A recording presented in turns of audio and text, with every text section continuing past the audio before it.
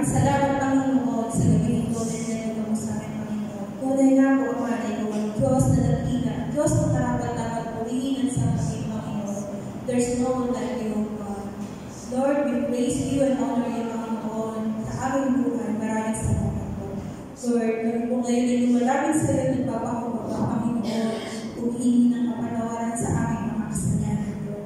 Lord, we know that we don't deserve all these things, Panginoon, na iyong pinatawag sa aming subalit. Ikaw ang Diyos na kapatid. Ikaw ang Diyos na hindi nagbabago noon, ngayon at magpapakailanman, Panginoon. Salamat, Panginoon, sa mga pribilehiyo, Panginoon, na pinakalubo sa amin. Na makalapit sa iyo, Panginoon. Lord, ikaw po ang nakakaalam ng puso ng bawat isa sa akin. Salamat din po sa isang iyong pag-iingat din po sa amin, Panginoon. Lord, ngayon po gawin ito sa aming paglapit sa iyo. Ihanda niyo po ang puso ng bawat isa. Ihanda niyo po ang puso ng mga taong gagamitin niyo rin po, Panginoon. Mula sa aming mga kapatid na tumutugtog, Panginoon, hanggang sa tao na yung sa aming kapatid, Panginoon, na yung gagamitin, Panginoon, upang paghatid ng iyong salita, Panginoon, sa bawat isa.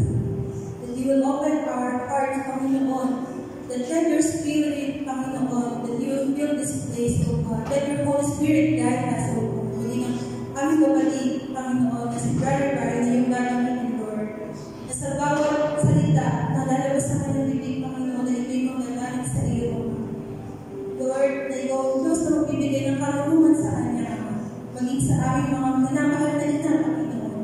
Gawin po ang magpapara sa bawat isa. Ama, salamat, Panginoon, dahil kami malaya, Panginoon, makapagpuri, makapagpasalamat sa lahat, Panginoon, na iyong pinagod sa amin.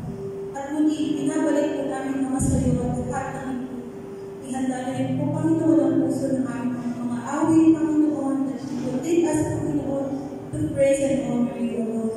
That we will give glory to you alone, Lord, sa pagiging. Maraming salamat, Panginoon, in the Father, in the Holy Spirit. Pwede po tayo Amen. Praise God. Tayo po rin tayo as we read the Holy Scripture tonight.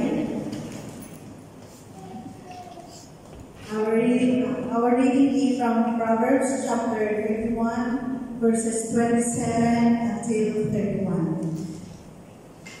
She watches over the affairs of her household and does not eat the bread of idleness. Her children arise and call her blessed, her husband also, and he praises her. Many women do noble things, but you surpasses them all. Charm is deceptive and beauty is fleeting, but a woman who fears the Lord is to be praised. Honor her for all that her hands have done, and let her works bring her praise at the city gate. Praise be to God. You may always be there. Thank you, Lord, for this wonderful evening where we are able to celebrate our mothers who continue to use the word in order to bless us, in order to shout us with your grace. And Lord, we continue to ask you for guidance after we heard your word tonight, so that we will be able to not only to hear but understand, and everything that we have understood we can apply in our daily lives.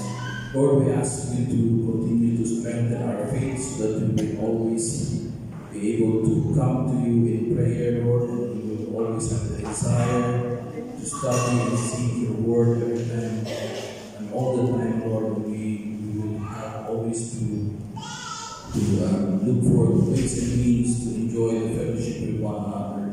Lord, we continue, Lord, to ask for the Holy Spirit to make us a praying church, Lord. We ask you to strengthen us not only physically but also spiritually, Lord, where you will make us conform each day to the image of your Son, and we will be able to be fruitful members of the FCF family, Lord.